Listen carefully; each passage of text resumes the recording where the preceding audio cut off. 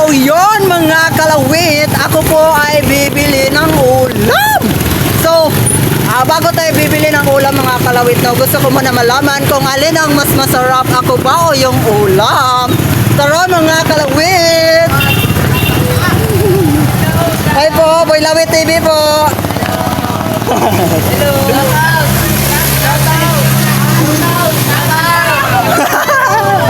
Sige. Hi po, shout out dyan. Boy Lawit TV ka po pala. Thank you po. Tara, ako ay bibili ng ulam. Hi po kuya, may ulam po kayo? Yung liig po.